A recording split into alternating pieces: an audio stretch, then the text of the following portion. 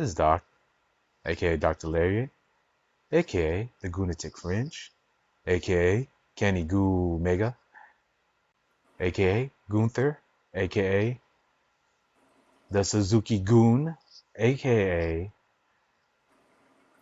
Tommy Dream, aka Teddy Longonisa, aka the Good Bad Boy, yeah, aka Jacob Puto Yadadamin, aka I love you solo suka, aka Suman Reigns acknowledge me, aka the Bigan Killer Randy Otap, aka Big Match John Cena Gang, aka the Flanimal Bautista.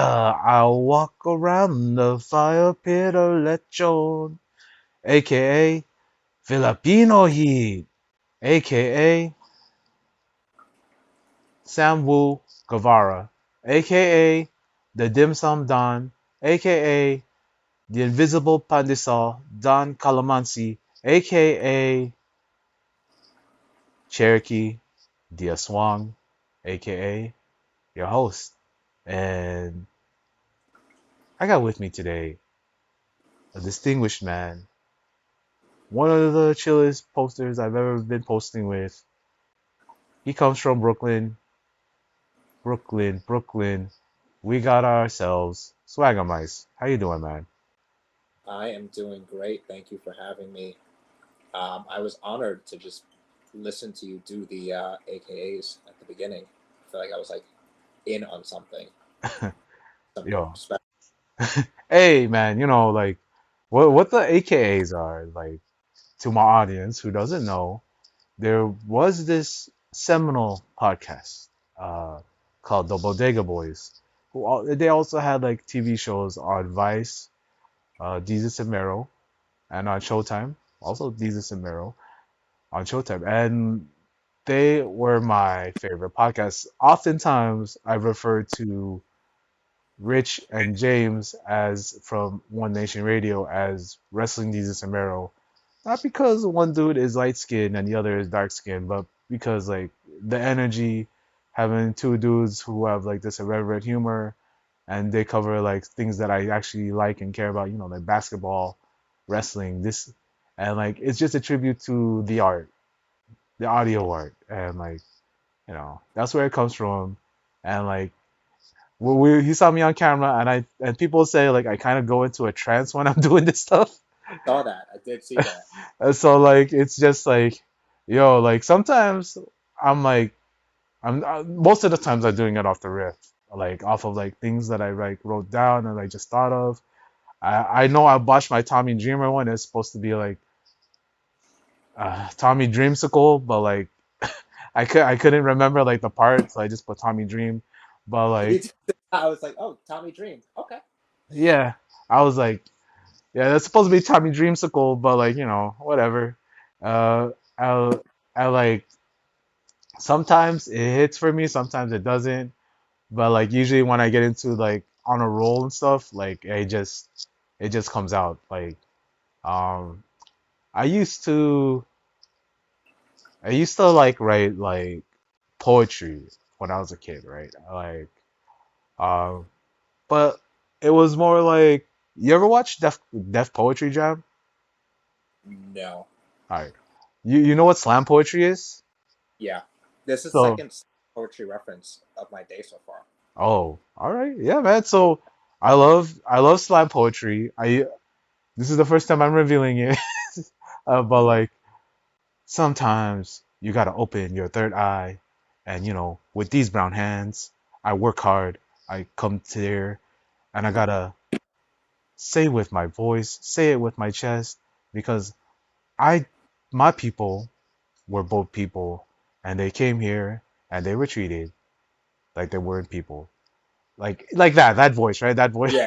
like coming Yeah. in and like just saying like I used to love that stuff because like it used to come on like HBO and like I caught like you see it. It was hosted by like Most Def, right? Yeah, And like he would like have like hip hop artists come on. And like what's funny is they had Kanye on one time, right? And he did It All Falls Down as his poetry. I think I saw. I think I saw. I think I've seen that. Yeah, because and like hip hop to me is basically poetry. And we were talking earlier before we started, and um, I know this is a wrestling podcast, but we'll get to that later. But yeah, man, you're from Brooklyn, you're from New York. I know it's kind of unavoidable, but how'd you get into hip hop? Um, I remember. I think I was like in the sixth or seventh grade. I can't say, it's hard to say now, but I grew up. I was like a really big Bad Boy fan. So I was like Puffy and Mace. And this was like post Biggie dying, but I got into Biggie.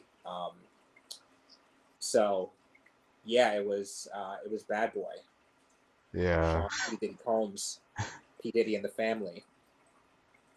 I'm the D to the I to the DDY. I know you rather Yeah, see me die than to see me fly. I call all the shots, rock all the, you know what it is. By yeah, the way, please don't cancel me. I'm just saying like these lyrics. I I I don't respect the man, but like that music, like it's like indelibly like carved into my brain forever. losing Puffy's music and Kanye's music has been kind of rough in the last few years. Yeah, man. It's because like with both of them, like their production, they were so good at producing. They were so good. Like I know, like Puff always got like derided as a lyricist, but like he would always like he come on hit like one of those things like and like okay that's cool, but like and also Kanye like I loved Kanye when through the wire Yeah, half of my jaw was missing like dude like he was literally like rapping with his jaw wired shut and yeah, like to see where they are now, like, man, it sucks. It sucks. yeah. Like, You know what I do with Kanye now? I don't listen to his music anymore, but I'll listen to like the songs that he sampled, yeah, and it gives a little bit of dude. that feeling. You can't deny Curtis Mayfield, man. Yeah, Like, yeah, listen, baby. Like the horns in there. I love horns.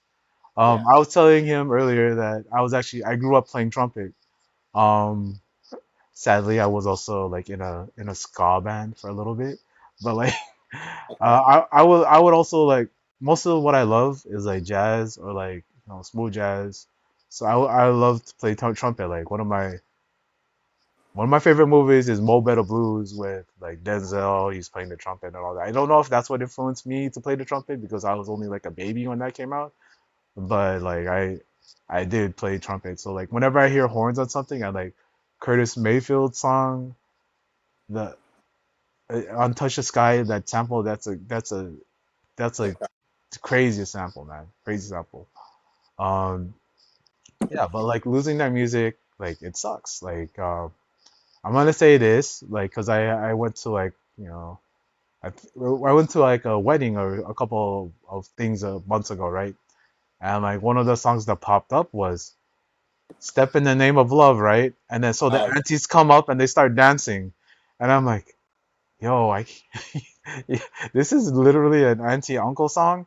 So like having them, they all just I'm gonna cut up and like it's just like oh man, like because Filipinos, right? Filipinos love to dance, love to do the cha cha, love all that stuff, and like you know they love the line dancing music that comes on during the wedding. So um yeah, once something comes up like that, or you just like look and you're just like oh man that's such a good there's such a good song, but then it's like I can't enjoy the song anymore.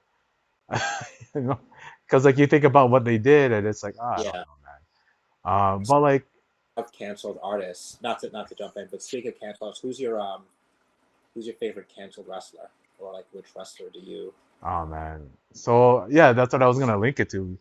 We're Yeah. mind melding here, man. Like so like. canceled wrestlers that are still alive that I like, man, so like I grew when in the 2000s I loved PWG because I went to like almost every live show. So I really like Davey Richards. Okay. Davey Richards is Oh, okay. one of my special little guys. Yeah. Um, if you watch New Japan in the 2010s, you cannot deny how great Michael Elgin was. You Okay. can't. He Yeah. was so good in ring. He was so on point, like wherever he was, hitting his spots. When he beat Kenny Omega for the Intercontinental title, I was happy because like this dude could work. Yeah. Um, if we go even a little bit further, like if I like when people talk about like we'll talk about him, Chris Benoit, right? Chris Benoit Oh, absolutely canceled. Yeah. Again. I like that we have Chris Benoit as a prompt. Yeah, yeah. So like if we talk about the real canceled wrestlers, like we'll go for I'm gonna go for the jugular, like Chris Benoit killed his wife, woman, Nancy. I can't say her last name, so I'm just calling her Nancy, woman. I can't pronounce her real last name, and I don't want to use like Kevin Sullivan because they were already there was a whole other thing there. Talk Yeah. about canceled wrestlers, but like Chris Benoit, one of the greatest in-ring performers ever, man. Some of the best matches. You talk about like his feuds with Kurt Angle, with Jushin Liger, Shawn Michaels, Eddie Guerrero, Sabu, rest in peace. Although also Sabu kind of canceled. Like you think of Chris Sabu kind Benoit. of like cancelable though. What's up? Sabu kind of gave that like uncancelable Yeah, vibe. yeah. He's it's as far as uncountable wrestlers, it's Sabu, it's Ric Flair. Fire me, I'm Yeah. already fired. You know Yeah. that's how he lives his life. Like those guys, they don't give a shit. So like you could talk all you want on them. They're like Jericho. Jericho probably should have been canceled multiple times, but he's still thriving. But when I talk about like Chris Benoit, he literally killed his wife and his son, and then they were trying to vote him out of the Wrestling Observer Hall of Fame. During that time, I was like, no, he can't be in there anymore because like, dude, that's like the ultimate thing you can do. Yeah. But like people said, but you can't judge the artist for what they did in their real life, and I'm like, I don't know, man. Like sometimes like wrestlers, they're so intrinsically tied their character to their real persona. Yeah. It's just like you can't really separate them. And I know like that sounds stupid because I also believe that wrestlers are just they're actors, they're portraying characters who aren't really themselves. But at that time when you think of like the Rabid Wolverine, the that guy, the Crippler, the way he looked, how intense he was, and he was so jacked and so juiced, and like he was so intense all the time. And then I watched like that. I just recently watched the Dark Side of the Ring, and like just to hear like people talk like about how paranoid he was about during those last couple months, and like he was abusive and all that stuff. I'm like, man, no, I can't technically, I can't take away that he did great wrestling that I enjoyed, right? You can't. Just like I can't take away that whenever I hear like when I hear more money, more problems, or when I hear like, you know, whenever I hear like the big, the Biggie songs, like Super Nintendo, Sega Yeah. Genesis, you know, who could imagine this? And I know like you hear Puppy do like his ad libs in those songs, and I'm just like, okay, but like I enjoyed them for what they were at the time. But now, like I can't enjoy a Benoit match like I did before, Yeah. um, because of what he did. And like if I think about like canceled wrestlers, like really canceled wrestlers, like it's just like what they did on the ring. That's just a TV character. I separating them from the real life. But like if I dig deeper and like I think about them as people, like so when I heard all that speaking out stuff, I know that Trish, we talk, I talked speaking out stuff with Trish, right? And Yeah. the way she sounded like is like, how do we handle these situations? How can we be? And like the question also comes to like Will Osprey, right? What was Will Osprey accused of? What did Who did he help that was accused of stuff? And like, or like Darby Allin, like how he manipulated that homeless man with like $3, and he was on the it was on the Jericho show. I remember Yeah, people were trying to equate it to like, oh no, him and his friend were having a prank war, but that was something else. On the Jericho show, he talked about like at the time he was whatever, he was happy. He was like, so, oh dude, you gotta see this because I made yeah, this drug addict. I paid him $3 to stick his face in the toilet seat. It filled up toilet. I'm like, and then like the defense is like, oh, he grew up on Jackass. He's just like whatever. It's he's just a weird guy. And I'm like, no, man. Like if you have it in you to manipulate someone that's obviously hurting, someone that's obviously not in the right mind space, who's going to agree to anything just based on getting like a little bit of money so that they could feed their habit, I yeah, can't rock with you. Like yeah, Um, and like that's just me from my own point of view. I mean, I love Darby as a wrestler. I love seeing that Takeshita match he had with him. I love yeah. that Sting match last year, the retirement match. Mhm. But like, as far as a person, like him being able to do that, and I'm gonna bring this up because people are praising him for climbing Everest, right? It's an indelible task to climb Everest, but I know that a lot of those Sherpas are paid jack jack shit to also take that climb with them. And usually they're up there to take care of the tourist, who is Yeah, usually like a rich asshole that goes up there to conquer Everest. Conquer. So let me use that word again, conquer, because my people, Filipino people, we were conquered many times. Japanese, Americans, the Spanish, uh, whatever I think of like, this is a colonizer tour, okay? Climbing Everest is a colonizer tour. yeah, All the famous people that climbed Everest were all just like British colonizers trying to like take claim of this mountain for themselves. Like Everest, that's not even the real name of the mountain.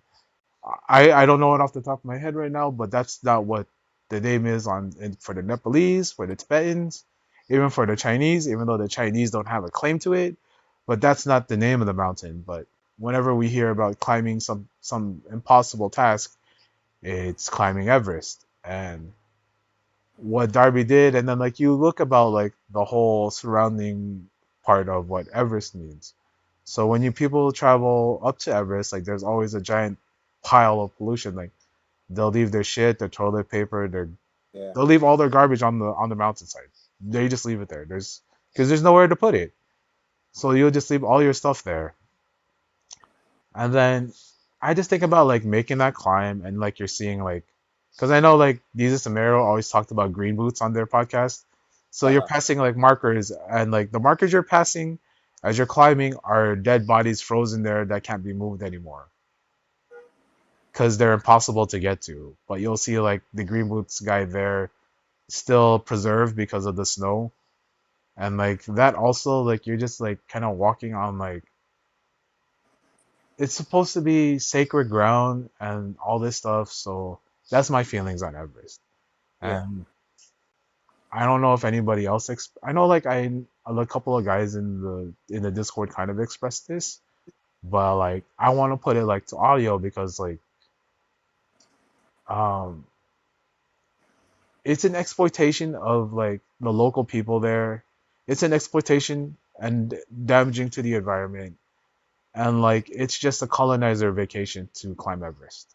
And I just want to put that out there because I don't think anybody has. Everybody has just said, "Wow, Darby is so crazy. Darby did a kickflip on the mountain. How funny!" But like, there is meaning to these things. There's meaning behind these things beyond just like an accomplishment. Like, great, you can climb a mountain. That's fine. But like, look at what you're doing. Look into like what the whole business of Everest is. There's this great last week tonight. There's a last week tonight that covers Everest. John Oliver does a fantastic take on it, but there's many like videos on it, and like I think people should seek out and inform themselves because like a big part of me is like information, reading into things, and like decolonizing your mind, right?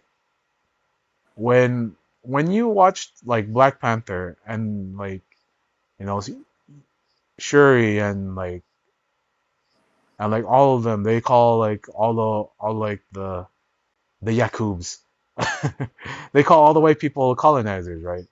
And Uh-huh. like it never hits them like what it means to what they're doing because you have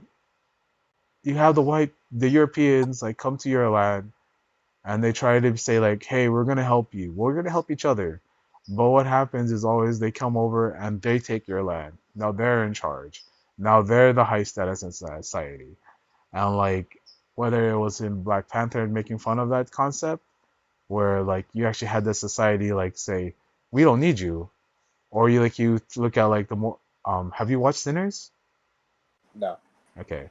Well, like this is just like I'm not gonna spoil it, but like like the whole thing is if you let the people that you see as your betters in because they're pretending to be your allies, sometimes it doesn't end up right for you.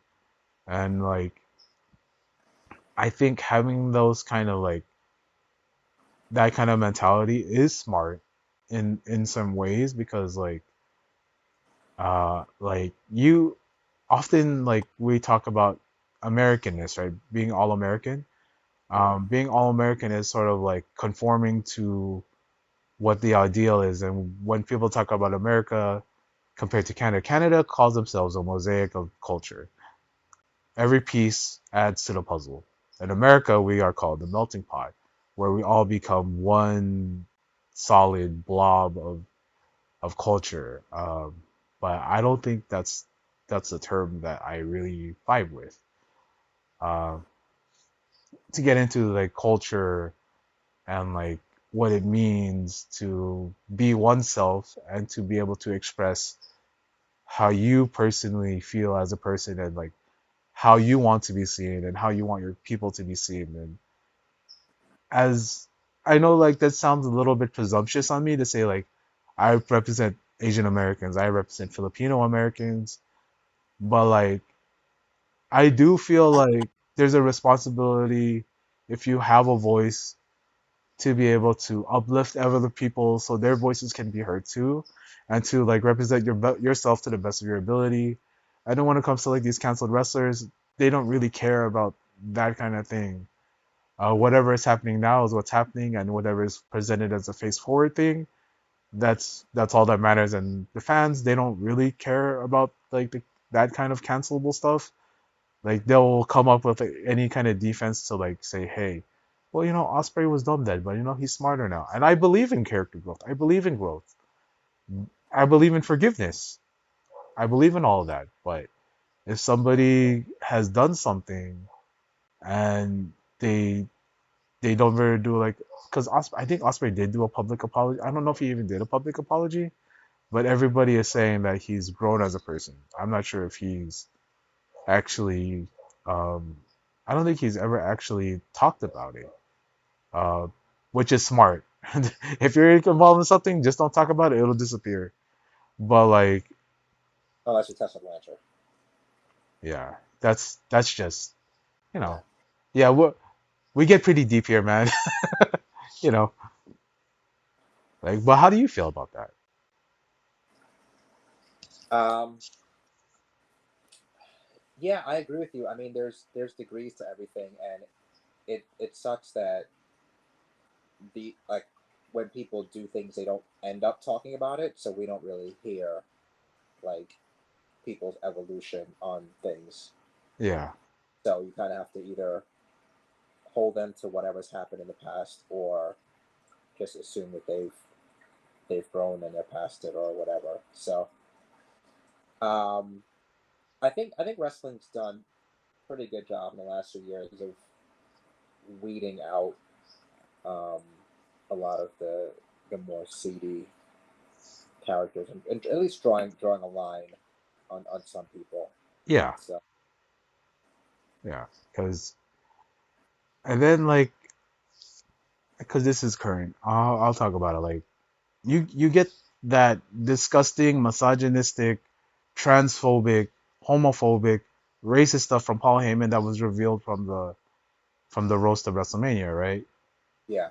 You think like WWE, which for the longest time they were they were running away from that stuff. Like when Stephanie McMahon would come up and not say any words, she still does that. She still does use buzzwords, but it Yeah. was in the vein of cleaning up the image of the company and staying away from this stuff that they had like done like in the Attitude Era. And like it's just to to hear those jokes and then to Triple H to come out at the end and say, if you didn't laugh about that, I got two words for you. Like Oh, it's I didn't like know. this is the you are the see even though like you're just like a puppet, you're in creative whatever, but to go up and say like we support this kind of behavior and language, and Yeah. then for all those people that like came in talk shit about to all of them to get fired, like literally like days after all that comes out, that's that's fucked. And then like the more other recent thing is like Arasi Ogawa.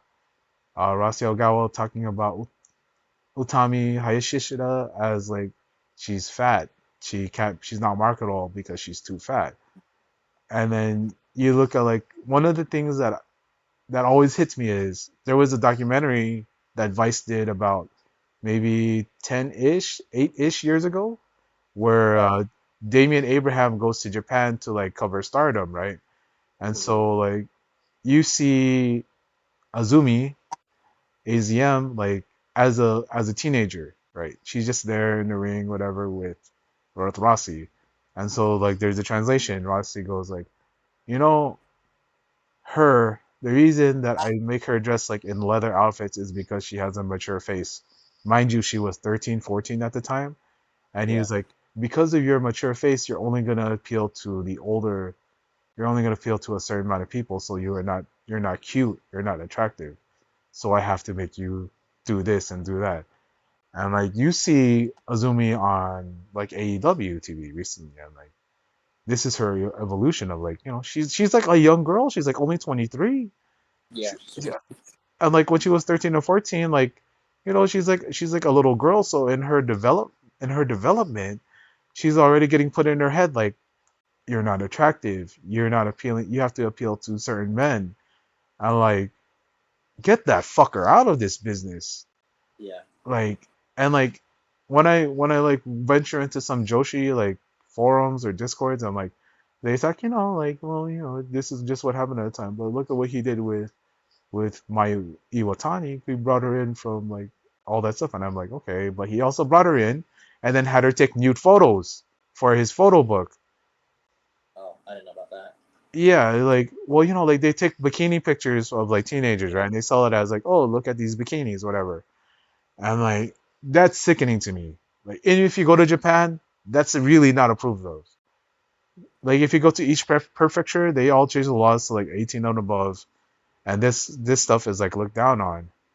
It's like only the grossest perverts like love this stuff, and I'm just like, you can't defend that as culture when the people of Japan reject that. They reject it, Yeah. and it's just like, again, like I'm not gonna name names, but like you gotta like decolonize your mind. But most of the people that are arguing for this are kind of colonizers. You feel me? And like you just like you can't speak for what the culture is if you're not there.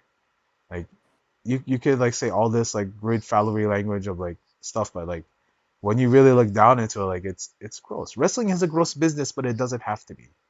That's what I'm Yeah. saying. And it's it's just you want you want wrestling to evolve to be more than just seen as like this carnival business, and that's not what you want. What you want is wrestling. Wrestling is the sport. Wrestling is these guys going out there and putting their all into it, and that's what wrestling means to me. Is the sport of it is like is the fantasy of like the story and the actions, and then having like the whole override thing of like, actually no, like it's these men in charge of all these people and them telling them what they have to do and how they have to do it.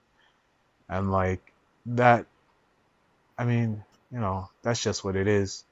And hopefully it gets better. And I know it's better now. It's better now than it was like 5 years ago. It's better than it was Yeah. 4 years ago. And like when people complain about like stuff like, like Scorpio Sky, like, oh, he's on a contract till like 2030 or whatever. I'm like, good for Scorpio Sky. Like when people talk about like people should be released because they're not being used, I'm like, why? Let these people cook. Let these people like get paid. If Tony Khan, if Triple H isn't gonna use them, whatever. At least they're getting paid because this is what they chose to do for a living. And it's not on the wrestlers to be used. It's on the writers to use them.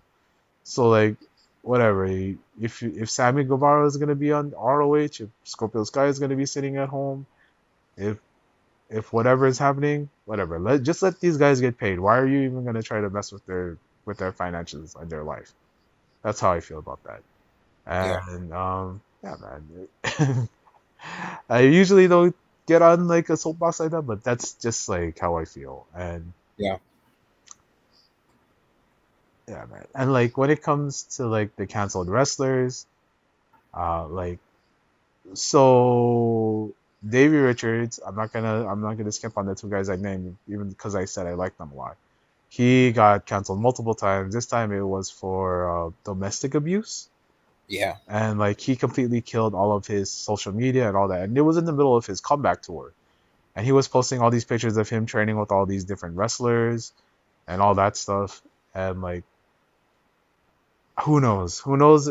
Because I don't think he got arrested, but he kind of did cop to it, and then he apologized, and then he just disappeared himself. Because that dude has a life away from wrestling, Yeah. and I think he values that life, and he values that his children. Because I'm at, if this was like maybe even like 10 years ago, he probably, if Davey was another guy, because Davey is a special kind of guy. If Davey was another guy who said, "Oh, I can use this for heat. I can use this to like push me forward because people are gonna be on my side, especially with the, like right now in our society we have a big wave of manosphere, misogynistic men going their own way kind of thoughts. So like he could have went at the person that did these accusations and like really kind of fucked all the whole thing, but he chose to step away. I think that shows a lot of maturity because he was only doing wrestling as a passion project, and he Yeah. was willing to give that up just so that he could have peace with his. I don't know if he has a new wife, if he has, and just for his kids' sake, he thought about his kids, and I think that's better. Um, and then you see a guy who absolutely crashes out, like Michael Elgin. Yeah. Um, he he keeps having these things where he posts on like his social media that, oh, I'm gonna take a walk, and he disappears for like days, and the people that are in his life keep asking like, please, if you see this guy, please tell us. And then he pops back up and says, oh, the Ronin and blah blah blah, and like it's mental illness at this point with that guy. Yeah. And like it's sad, man, like because he had a future, and he kind of like when he got released into Japan, it kind of like went a little bit away, but like he came back a little, went to Noah, and then he fucked that up by getting banned from Japan.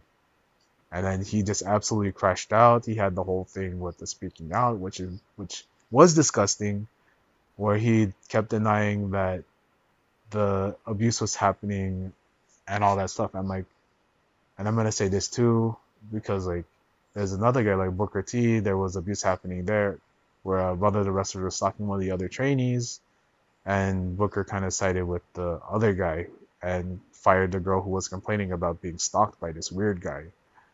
Uh, Stuff like that, where like where guy, it's like the bros before. I'm not gonna complete that rhyme because fuck Yeah. that. Sorry, excuse me. I'm gonna bleep that out. When you hear that stuff, like it's like disgusting. You don't want that. You don't. I don't want that in my wrestling. I don't want that in my life. I don't want to feel that. Like everybody should be given. Everybody should be heard. Everybody should be given like a chance to be heard. If I hear someone complain that this person is doing this, I'm gonna take that seriously. But oftentimes in wrestling, as we go like the Me Too, speaking out, sometimes people will speak out, and like it will still go on deaf ears no matter what. And like, and I'm sure people have different experiences when they're dealing with different kinds of monsters, because like you hear about like the abuse from Vince McMahon, the alleged abuse, allegedly, and like you hear about Becky Lynch and Carmella coming out and said we loved working with Vince. He was like working with our dad or working with a father figure, right? And you're Yeah. just like, okay, yeah, that's probably their experience. And then like you have like John Cena and Bryan Danielson saying we love Vince McMahon. Somebody, if somebody you love does something wrong in your life, you just don't stop loving them. And you know, like that's absolutely true. That's Yeah. absolutely true. And if you look and if you read Brian's book, he talks about how during when his dad was dying, Vince McMahon was there for him, like as a father figure, as somebody that called him and checked up on him, and like that's absolutely true. And I know people like dumped on them for saying that, but like it's true. If like like cutting someone out of your life for something they did to someone else when all they've done is treat you like with the utmost respect and giving you like everything that you had and like never did anything wrong to you, you're gonna stand by that person. What they did is what they did, but like you still have love for that person. And I don't think people understand that, like, because I do have friends that went to, they went on down a different part of their life, right? And they did some things, but like I still like, I mean, not to this point, right? Not to this point. They were more hurting themselves than hurting other people with like substance problems and stuff.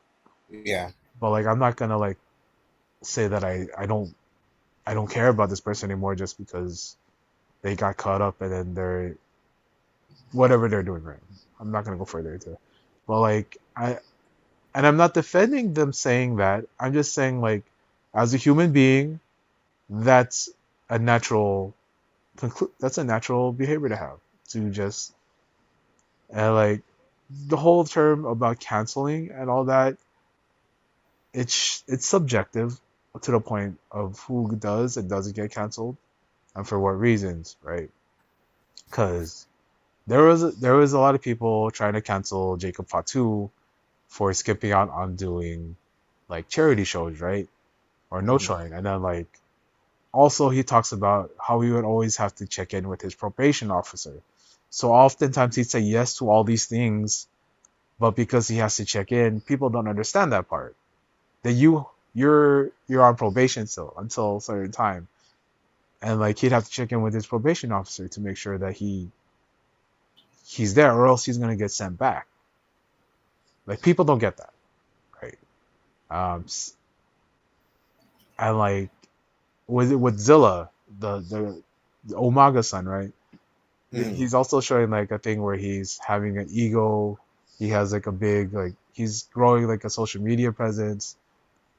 Pretty much acting like he's already in WWE, and he's starting to like no show stuff. But I'm like, I'm kind of giving people the benefit of the doubt here, right? Because if he's trying to grow a brand, why would he no show? And like there'd be like whole reasons why. And I don't, I can't really judge people on that point. But there are people who will jump on wrestlers who aren't the best wrestlers, who don't like have like a legacy of like great matches and like jump harder on them for being a piece of shit. Like if we're talking about piece of shit, like Jericho was accused of like something, right? Just said it. Like Sap tried to accuse him of allegedly being a sex pest. Um, no evidence, nothing, just conjecture, right? To the point where he was booed at the pay per view when all that came out, and like he sort of recovered ish, but like it's when you throw out these accusations, it, I do understand hearing them, but like you gotta there's a way to walk this line and to like throw them out there. But he was just accused of something and they almost ruined him. And like that's kind of fucked up. That's kind of fucked up. When and when you have that compared to like what's come out about what other wrestlers said, like when you think about like what we would say 20 years ago, right? That's gonna be held against us anyways, because you still got people that call CM Punk a jerk for what he said on that shoot interview, like stuff like he's talking about, like all the female wrestlers are rats and stuff like that, and that's cancelable for me. That's a really gross idea to have in your head, but he had to learn it from someone. And like,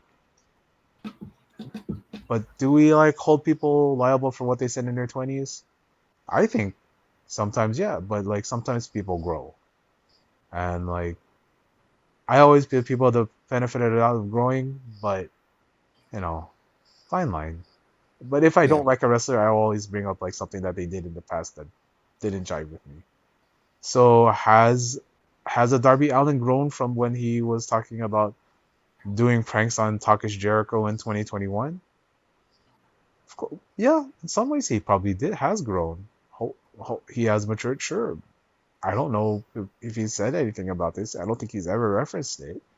But like ever since then, if you try to look for it online, they scrubbed it. They scrubbed any like thing off Reddit, off Twitter, off anything. It's scrubbed. Really? I didn't know that. Yeah.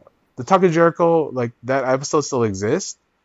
You Yeah. can still watch it. So like it exists in that. But when people made clips of it, like because I remember when it came out, people were, like had all these clips. Oh, Darby said this. I was like, okay. But then if you try to look for it, like it's scrubbed. But the episode still exists, and like it's nuts, man. Um, let's go. And goes on to say, how'd you get into hip hop? How'd you get into wrestling? I actually don't even know. I know that I've watched it all my life basically, and I had a tape of Saturday night's main event, and this was when the Mega Powers exploded. Hell yeah! So yeah, it'd be Talk about um, canceled wrestler. yeah, 1989. So I guess I was like 4 or 5, and I was watching it and recording it. So as long as I can remember, I've always been a wrestling fan. Yeah, man. I also grew up loving the Mega Powers. When Yeah, you have the Macho Man, and brother, you have the Hulkster with the 24-inch pythons. As we go, like the energy they threw out there, like, and the yeah, colors, yellow and red, orange and purple, all that stuff, like, they're gonna stand out because they're so colorful. They have all this, and of course the big muscles and all that. Miss Elizabeth, that whole thing is like a whole like a drama, right? great Now, story.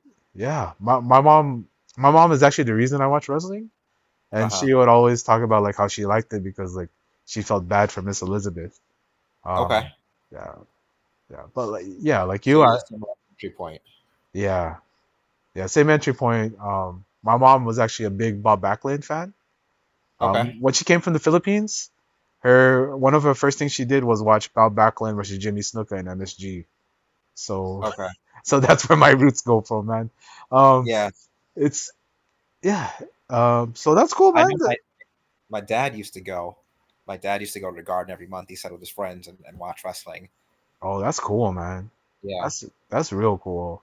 Um, because the Garden, oftentimes we talk about the Garden, in the wrestling terms, it's the mecca of whatever and of pro wrestling, fighting. Because when UFC first ran Madison Square Garden, it was a huge deal. Whenever yeah, they have a boxing match in Madison Square Garden, it's a big deal.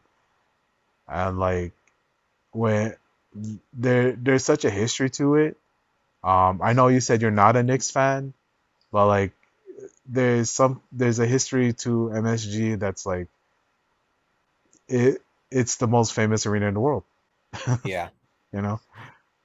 The And energy around the Garden is crazy. I mean, especially for Knicks games. I haven't been there for the playoffs, but I can't even imagine. Even watching it on TV, it comes through. Oh yeah, yeah.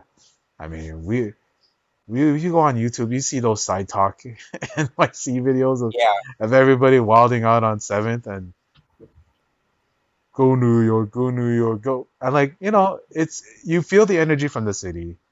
Um, you know, I I I can't be a Knicks hater mostly because like they've been losing my entire life. yeah, So it's like, oh, this is interesting to see them actually come up. yeah. And yeah, like so have you been to shows at the Garden beyond just I had wrestling? yeah. I think my first wrestling event was a house show at Madison So Square Garden. This was probably in like 98 or so, 98 or 99 ish. uh Um, yeah, and what else have I been to in the Garden? Yeah, that might have been the only show I've been to in the Garden. okay. I went to I went to another house show. That's not true. Yeah, I went to a house show and I went to one of the Christmas shows a few years ago. Oh yeah, those Christmas shows Yeah, always look like a blast, man. yeah. Um, do you remember the card of the house show you went to? Not the Christmas one, but like No, the first one, no, I don't remember at all. okay. How about the Yeah, Christmas one? What I was should ask my the friend if he remembers. all right? What about the Christmas one? Who was the main event there? I don't remember. I remember Sasha Banks was on the card. I Okay. remember seeing New Day. Um, Hey, I don't know. I'd have to pull that one up. oh, that's cool, man. Like, um, I always feel like the ultimate experience for wrestling fans is to go to the live show.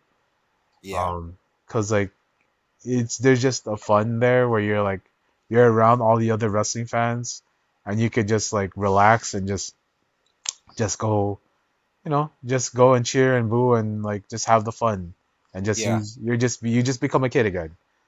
'Cause yeah. like Everyone there knows that language, that wrestling language. yeah, I feel like the wrestling language is universal because no matter what language you speak, because like my grandma would watch wrestling with us. I mean, she spoke perfect language, but she had no idea about like what storylines or whatever. And she's like, Yeah, "Oh, that one, he's going to kill that smaller boy." Like yeah, like that stuff. That's it's all universal. I also feel like hip hop is a universal language, man. Because like you're on the East Coast, I'm on the West Coast. If you grew in the '90s, like Snoop Dogg has like that famous quote. You got love for Death Row. You got love for the West Coast. and, like I think like there's a big tie-in between pro wrestling and hip hop, you know, mhm. because you got personas, you got touring groups, you have feuds, those Yeah, beefs. yeah, You got you got all that, man, and like I feel like that's why we hear like so much hip hop references. I mean, wrestling references in hip hop, like Shake. Even like John Cena, double platinum hip hop artist. Hey, I like some of his stuff, man. Cena had like a couple song with on like some mixtapes with Murs that was all right, yeah, but like yeah, man, I always feel like wrestling and hip hop is intrinsically tied with each other to the point like the video game like Def Jam Fight for New York, Def Jam Vendetta.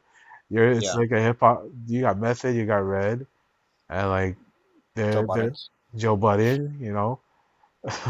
you you got all these guys like in the video game and they're doing wrestling and like it makes sense. You got DMX as a playable character. I split blood for. I'm not gonna do that, but like Yeah, it's just like I feel like the vibes of pro wrestling and hip hop. It's just a perfect match. Um, and then I know oftentimes in wrestling, the music that they use is usually like, rock and roll, hard rock. But to let people know, actually, rock and roll, metal, punk, that all originated from black artists. So, like my whole theory is all music is black. All American pop music is black music. right. And I'm sure I'm not the only one that feels like that, but like I feel like over it. I mean, who did Elvis steal from? You know, and but there's just some things that like man, like I remember played that Def Jam Vendetta game and like you hit a burning hammer with Method Man as his finish, which is funny to me. And yeah, I just feel like even the clothes, right? Because wrestlers also sell shirts, but then like also like hip hop artists also sold clothes, because you had Fat Farm, you had South Pole, you had Baby Sean Fat, John. you had Son John. I had some Sean John. I You did know, too. Rockaware. yeah, Rockaware. Yeah, I had my Rockaware shirt. Like that that was the style at the time, and I always wanted to get one of those. I always thought it was called Aniche, right? Oh Thought it was yeah, called yeah. Aniche, but it's supposed to be NYC. It's actually that's what Okay. it's called. I never knew that until like it was explained like on a podcast of like I was listening to like hip hop fashion coming back from like the 2000s to now it's coming back. But like I didn't know Aniche was really NYC. But like I'm gonna say Aniche. I'm not gonna stop saying Nietzsche Aniche. sounds better. Aniche sounds better, right? Like I always Yeah, wanted one of those like Aniche like velour suits that like Eminem would rock or like yeah. because those things look cool, man. Just like I had some Nietzsche. what's up? I had some Nietzsche. I didn't have the velour suits. I had a couple of Nietzsche t-shirts. Oh yeah, yeah, man. Something about like the hip hop fashions of like the late '90s, early zeros. It I feel like because like I saw my nephew, I saw him wearing like the baggy pants with the he was wearing a tall tee. I was like, oh shit, we're really bringing like the 2000s back, huh? Yeah. And he was like, yo, uncle, look, because like I said, like, because he's a big back boy too, right? I was like, hey, you want to look at my my garage? I got some more like, I got some more clothes for you if you want to wear them, nephew. And he's like, I was like, I don't know. He kind of took one of my Wu Wear shirts, so Okay. Wu Wear, the Wu Tang Clan, uh, that was they had some cool shirts, but like it's it's cool, man. Like there's such a blend between all this and like uh, pop culture stuff too, man. So like it's just there's so much that ties itself together. Like and like I remember like in the early 2000s, you had Method Man show up on SmackDown. You had Busta show up on SmackDown. Cut LL like Cool J. He did LL Cool J. the weird hand lick thing. Oh yeah, that was weird, man. And Yeah. like like it was cool. Master P on the No Limit Soldiers with Silk the Shocker and Bone Yeah. Crusher. That was cool, man. Like, and even like today, you got like Travis Scott with Fiend. Fiend. Yeah, you had Little Uzi Vert bring out the Usos. Um, you have like, nah, yeah, man. You had Bow Wow on AEW. You had who else was Ross. yeah, Rick Rick Ross. Ross. Yo, you had like to this day, you still got like all these hip hop. I did not know Kanye was a connoisseur of puro resu, but Yeah. apparently he went to the Noah show, sat front row, and then he did that music video with Despi, with Toru Yano. Yeah. That was one of my AKAs that I haven't used in a while, but Toru Okay. Yano, and like Toru Yano, like he had those music videos like, oh man, even to this day you still have like hip hop and wrestling like kind of mixing up and like I think that's cool, man. Yeah. I think that's cool. Like it's sort of like unavoidable to me though. It'll be kind of funky when Ye samples that Masawa Spartan X and like and throw something out there. But yeah, man. Uh, what what are some of your favorite hip hop acts? Uh, Cash Money. I was a Yeah. big Cash Money guy, and they are going on tour. And I am wondering if I can make the New York date if I will be here. So let's see. if I am here, I will be going. So looking forward to that. Oh man. Um, yeah, the Locks, specifically Jadakiss. I was a big Eminem guy back in the day. Hey. Um, Everybody in the 313. yeah, Dipset, Cam, Jewels, Biggie, of course, Yeah. Jay Z. I like Outkast, Rough Riders, DMX, the whole crew. Yeah. It's not a game. I love man. Yeah, I love all those the ad-libs that DMX would have on his thing like oh man. Stop, drop, shut them down, open up shop. yeah, Whoa. No. That's a Rough Riders roll. And I can't do the other lyrics because yeah. I can't do that. But oh, when I sing along, I never say those words. I Okay. know like people are funky and they say that. I don't. I don't say that because I don't have the right to say that.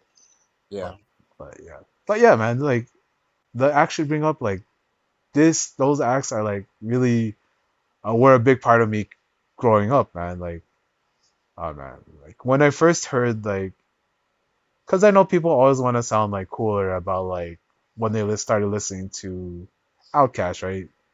But like you're not gonna unless you're from Atlanta, you're not gonna hear like their first like mixtape. So you're gonna start from like throw your hands in the air and wave them like you just don't care.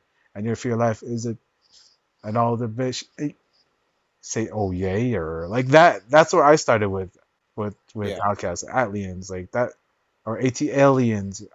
I don't know how it's pronounced, but like that's where I started with it. Like like people all like when you're into hip hop, like people I think like in the 2004 people would used to judge you like so how far are you into it? And there's like different kinds of people who like different kinds of hip hop. There's like the backpack heads, and then there's I like that stuff too. I like Jin the MC. I like hieroglyphics.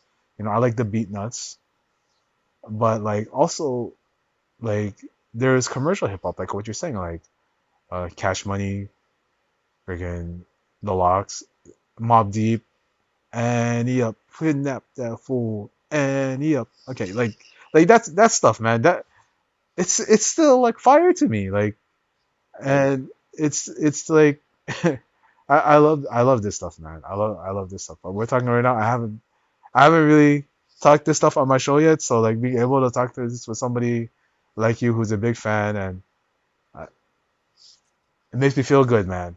It makes me yeah. feel good. I usually I get this feeling when I'm talking about like like 96, 97 WCW.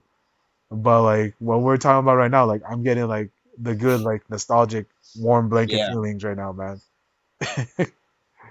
Um, but yeah, like so for you, what was the era of wrestling that really sparked your biggest fandom?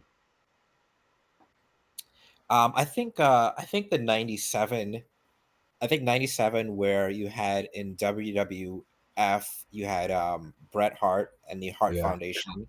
yeah, You had the NWO and WCW, and I was getting into ECW at the time. I think that was like everything was kind of coalescing in a good oh way, yeah, and it was unpredictable. And um so I think that was like, as when I was younger, that was my favorite era. me And then too, as man. I would say kind of the like pre AEW, like Bullet Club, like Kenny Omega, Cody Rhodes, Oh yeah, um, era was fun. My girlfriend and I, we went to All In, the first All In. yeah, We also went to Double or Nothing. So I think that they were just popping up in New Japan, and they were doing Ring of Honor and um, being the Elite. So that was kind of a fun time for yeah, me man. personally. Fan. So that kind of 20, I guess 2017, 2018 era. Yeah. Um, I loved Cody as ROH heel champion. He had the Yeah, ring, he had the fur coats, he was smoking the cigars. yeah, That dude was cool as fuck. You want to talk about hip hop? And it's how about like he's doing like those he was like doing big things that he made that shirt, but like he was cool, man. I know Yeah. like people like talk like about now like he's cheesy, he's corny. He kind of has to be. That's always what WWE does to everyone. They always become corny when they become the top baby face. Yeah. But like when Cody was in Ring of Honor as Ring of Honor champion, the delusional guy who said I'm the leader of the Bullet Club. Bullet Club is fine. Yeah. Bullet Club is fine. He was entertaining to me. I know sometimes I call him the three-star general, but like sometimes like wrestle like to quote another man, sometimes wrestling doesn't have to end up in a match. Sometimes the Oh story yeah. doesn't have to be a match. Yeah. I don't want Shout out. that. Shut out. I don't want that. I want your soul. You know. Yeah. And like yeah, like that man. You ever hear the Rock's one rap song? Got a pocket Was it full of called Wyclef? cheese. Yeah, yeah, Oh he yeah. did. He Yeah. did it.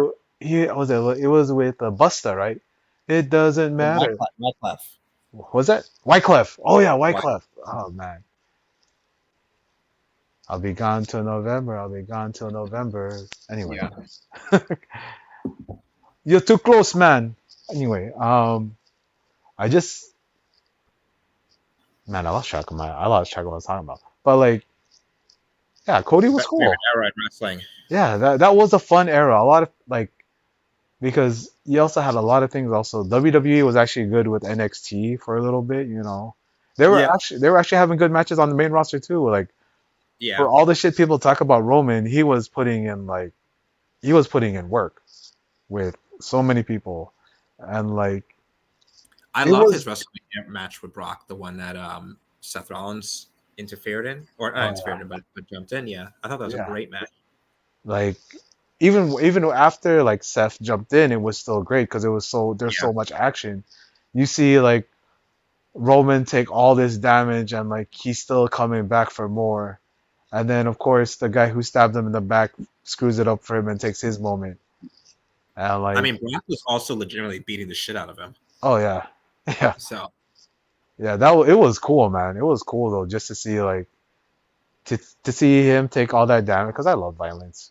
I know, yeah, I love violence and seeing like that, where like like if it was a shoot, there's nothing that he could have done about it. If he didn't want to go up for it, Rock was just saying you're gonna be dropped. So that's how it kind of felt. And then I think about like WrestleMania 2018 where Brock just absolutely destroys him, and I'm like, wow. yeah, But like yeah, that WrestleMania 2015 that was a fantastic match. yeah, And like we talk about like that 2010s era, you got Okada goes on that legendary stretch of title matches from like everybody from Bad Luck Fale to Marufuji to Naito to like it's just an insane run that he had, and I go back and think I know like it ends with like the Kenny Omega win for the world title finally. I like yeah, it's a whole like if you think about it like that 2 year stretch of matches like by the end like New Japan was completely different, and like I think that part is cool, and I think the part that's been like kind of stopping wrestling right now is we've been in a holding pattern for like about like 4 years. Like no matter where you are, no matter what company, it's like just been like sort of like the same thing reheated, whether it yeah, be like the Moxley run again or like in WWE going back to John Cena. I mean it's a little bit, but like and then or you go to like New Japan. I love that Goto is champion, but yeah, there's actually an underlining thing there with Suji and Uemura that uh, damn it. Why you have to do this to me, Gabe? Why'd you have to leave so early? But yeah, it's just like you have all this going on and like it feels good, man. I mean, New yeah, Japan is like I feel like New Japan it has the building blocks there for something to go back again. But I also feel like AEW is kind of there and kind of like cutting them off at the knees. And like that doesn't get said a lot. I mean, it gets said a lot, but it gets said like in a weird whiny way. But I yeah, really do feel like um the way it feels like sometimes you get wrestlers going and then they're going to go to America to make their name, and that's inevitable. But it just sucks that you always see people on the cusp of something great and then they leave before it happens. That's Yeah, the financial disparity right now between the two big companies and everywhere else is just it's tough as a fan of like the worldwide wrestling scene. yeah. To lose AAA is a big deal. People I know like I people like don't really think of AAA like that, but like to lose it as its own like sovereign wrestling, to be like the competition to CMLL, to lose that and for them to like lose all that history, that Yeah, sucks. And like when I hear about like WWE working with Noah and them sending people back and forth, and I'm like, oh man, is this gonna happen to Noah? Like, yeah, what is this? And it feels bad to lose that, and New Japan and kind of and All Japan is kind of getting it wrapped up in this also proxy war with WWE and AEW, where AEW is kind of forced to like also try to like um gather up all these other talents so WWE doesn't get them, and the people that pay for that are those other federations who don't get to go further with guys that I think they would have gone further with had they had the financials. But what can you do? yeah, Cash rules everything around me. Cream, get the money, dollar bills, y'all. So it's like, yeah, yeah. It really what can you does. do? um, yeah, man. Um, I absolutely, I'm loving this chat, man. I know this is your first time, Yeah, but I feel like we've been friends for a long time, man. This, it's crazy. But we talked about it a little bit. So one of my favorite podcasts is the Bodega Boys. Um, and like, I'm not from New York, but I feel like they kind of they represent for the Bronx, I guess. And you're from Brooklyn. I'm not yeah, sure what part, Bed-Stuy. Well, I'm not gonna dox you. Brooklyn. But like, like it's just that New York energy. It kind of it is infectious. For yeah, some people, like it's annoying, especially if you're from Boston. I know you're a Bill Simmons guy. You got that Bill Simmons shirt on right now. yeah, But like there's there's something about New York energy that's infectious, and it doesn't annoy me. I like it. I like the energy. I like the vibes of the city. Sometimes I like a chopped cheese. When I went to New York to for a little bit, I did get a chopped cheese at the bodega just because Bodega Boys kind of pushed me into that yeah. So direction, yeah, just because I wanted to try it. But like it's just like there's something about the culture there that like really speaks to me, you know. hmm, Um, and like the foundations of hip hop also all come from New York. That's that's kind of where people say that New York was where hip hop was born. Hip hop, hibbity hibbity hip hop, don't stop like that. yeah, Then and like that's why I don't really hate New York for that reason. Now, did I cheer for my Dodgers beating the Yankees? Yes, I did. But you know, well, you do what you're gonna do when you have like these hometown games and all that stuff. And so like you being from New York, do you like that New York sort of has this reputation of being this boisterous town and like having all those like legendary like acts from New York, the Locks, Mobb Deep, uh, Biggie, Wu-Tang Clan, you know, freaking but Wu Tang is Staten Island. Wu-Tang is Staten Island. We're talking about New Yeah, York City, New York. So we're talking yeah, about like freaking DMX. Dude, I like hip hop is New York is hip hop.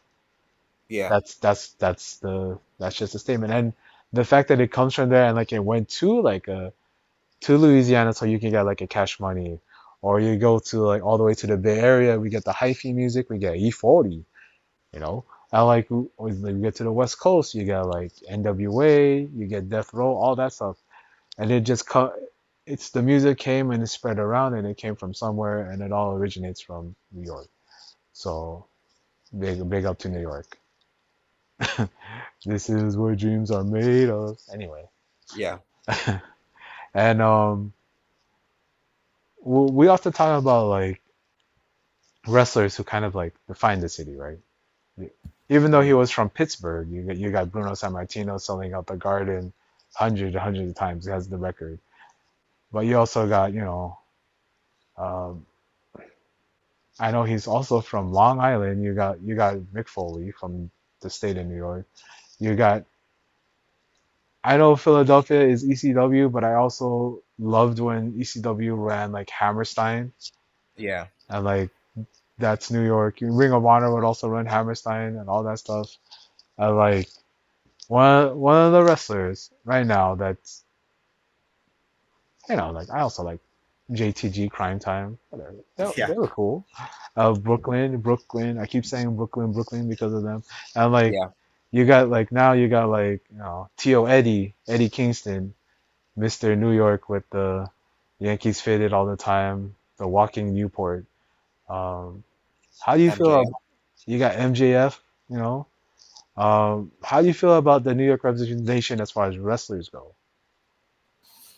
I never really thought about it. I'm trying to think. Is there like a Brooklyn wrestler or wrestlers? I mean, Like right off, now? off the top of my head, right now, I don't think there probably is someone in House of Glory Yeah. representing, uh, because I know like Ortiz and Eddie and Santana represent like, I don't know if they're, I I, know that they're from Uptown.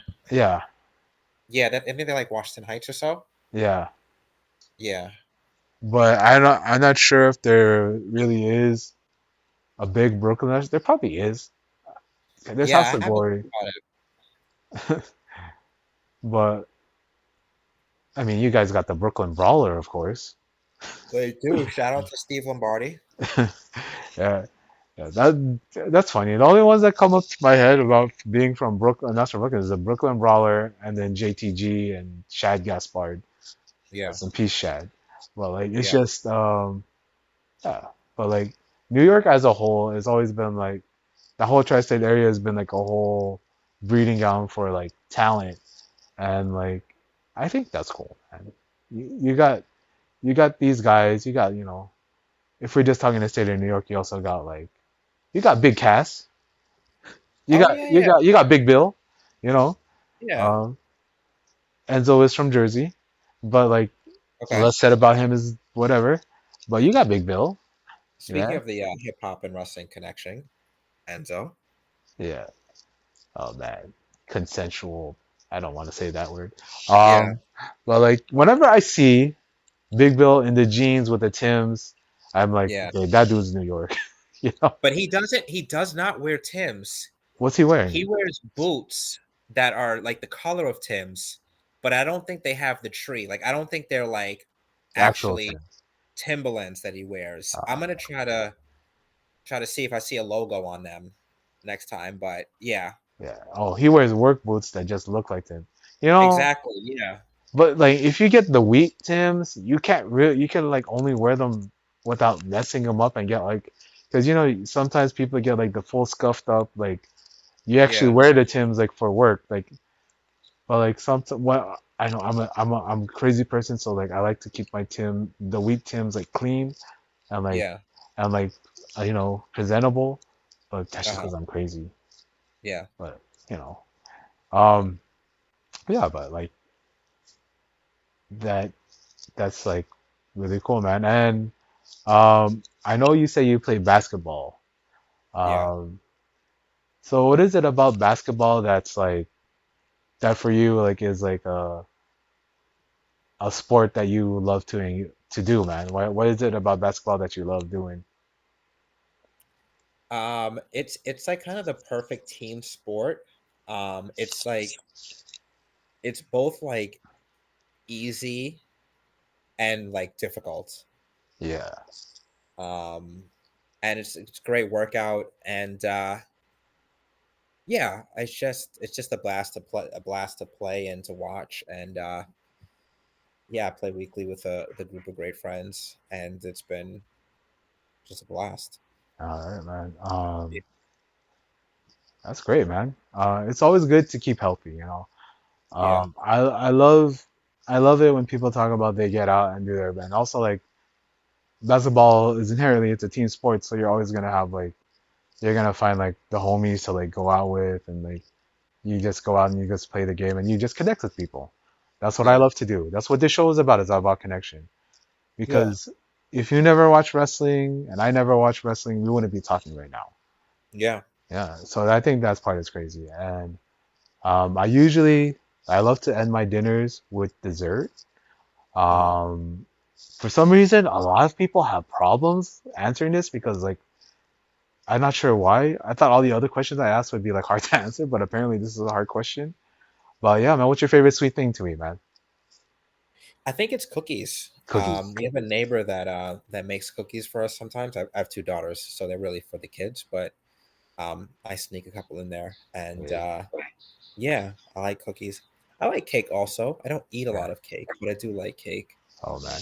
Um, W- When you get the cookies, do you warm them up a little, or do you just? I don't.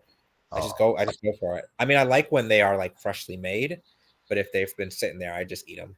yeah, man. Yeah, Yeah, that's the variability of cookies. You can have them warmed up, or you can just have them like you can just have them like off the table. I love yeah. cookies. I like Uh, cupcakes too. what's up? I like cupcakes also. Oh yeah, cupcakes are great, Yeah. man. Yeah, my wife I used think to it's like bake less all of the a time. commitment than like a slice of cake, you Oh know? man. Yeah. Last night I had a slice of red velvet cake. Um, I haven't had red velvet in a long time, but my wife brought it home, and I was like, oh man, this was like heaven. Uh, Yeah. I'm usually not a red velvet guy. I usually like cream cakes or like fruit cakes, like when you have like the fruit on top of it. But she brought home like a red slice of red velvet and said, "Go ahead," and I was like, "Wow." It was Yeah. like, um, but yeah, man. I want to thank you for coming on here, man. It's been a Thank you pleasure for to talk having to me. you, man. Um, Wait, can yeah. I actually one more thing? Can I ask what made you reach out to me? You reached out in Discord. Oh, okay. Uh, yeah. So, oh, you know what? I'm gonna tell two stories because I have Okay. another question for you. So Okay. yeah, from you have the screen name, right? Swaggamice. And I was just hoping, because like you come in on the Discord, you make like some comments, right? And I usually agree with them. I like them.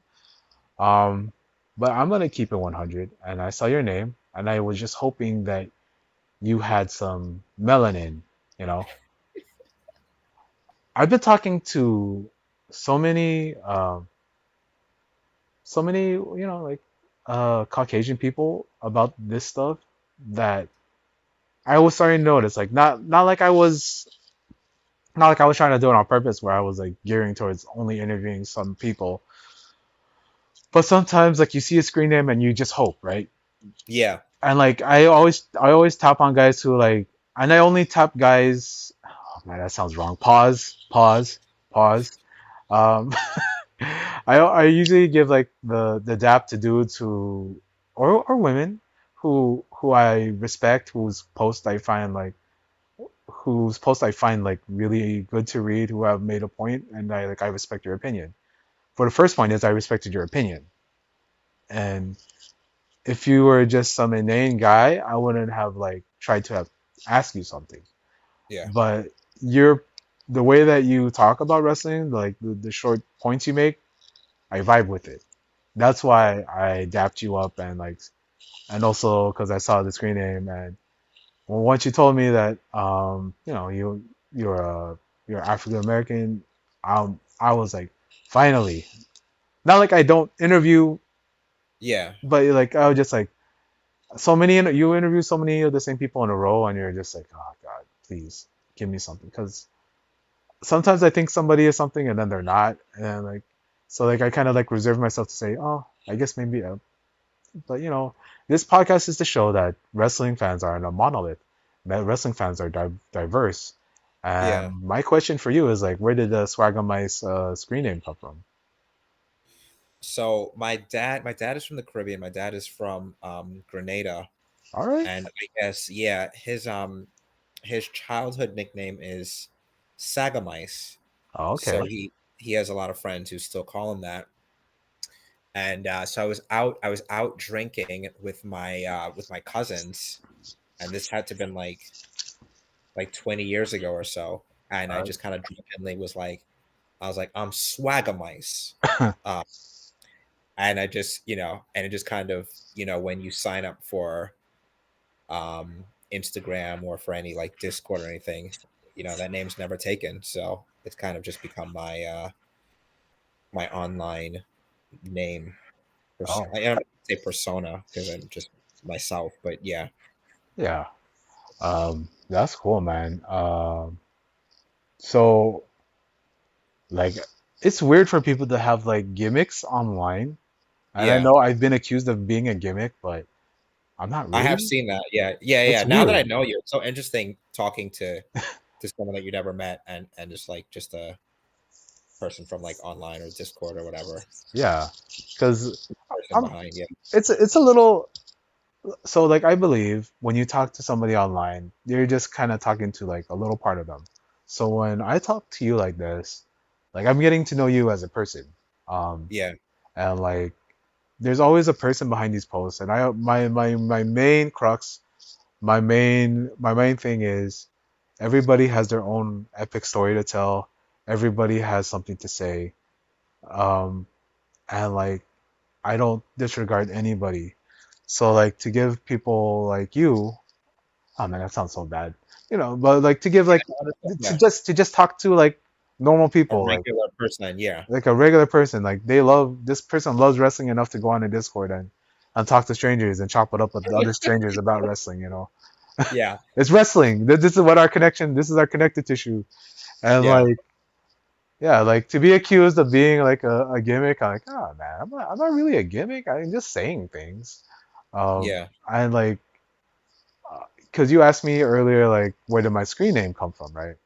So Dr. Lariat has nothing to do with my profession or anything like that. Dr. Lariat comes from me, like I think it was in high school. I was like really deep into watching like all Japan stuff because it yeah. had become available to watch online. Like on Real Player, we were swapping like files, so it'd be like really grainy stuff. And like two of my favorite wrestlers, Dr. Death Steve Williams, Stan the Lariat Hansen, Dr. Lariat. That's where it Gotcha. came from. Yeah, And so that's where my screen name comes from. It's nothing to do with anything. It's just that, and um, yeah, I am. That's where my screen name comes from, and that's all I'm going to say about that. For because there's nothing to do with my personal life, nothing at all. yeah. We don't dox here. Doc don't dox. And yeah, and like, because I gotta give tribute to the audio art. I gotta give tribute to the Styles P, Gunga P, the human Dr. Bottles label, dilute, dilute, dilute, to the human durag flap, the plantain supernova. Someday you will find me smoking weed on Tremont, like a plantain supernova in the sky. The audio art, the Bodega Boys, Jesus Amero. Thank you for this gimmick. I always ask everybody, what do you want your rainbow to say? And so, Swagger, what do you want your rainbow to say, man? My rainbow. Oh man, I didn't even think about this. Um,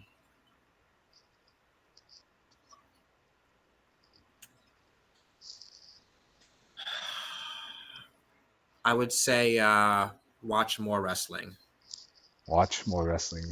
Hell yeah, man. That's perfect, man. Thank you for coming on.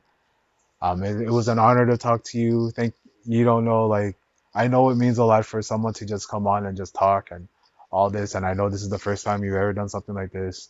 So to share that with me, you have no idea how much I appreciate you. Thank you so much, man. Like it's been a blast. thank you so much. I really enjoyed the. Thanks for reaching out. Yeah. It was. It caught me super off guard. I thought you asking me. I was confused. I thought you were asking me to like start a podcast with you. I didn't even realize you had a Yeah. podcast. Oh, yeah. So Yeah. I was like, Yeah. I was Yeah, like, dude. Um, yeah, yeah, just that made me laugh so much because I was like, oh man, okay, because like, I thought you were just like, nah, it's okay, like, because I get it, like, because coming on and like just talking, it's a lot of pressure for some people. Some people aren't good with public yeah, speaking. Um, so I thought like, okay, but then when you came back and like, oh no, I thought you wanted to start a podcast with me. I'm like, oh man, that'd be a lot, man. yeah. So yeah, so I thought that time commitment. I was like, oh, I don't know if I can do that.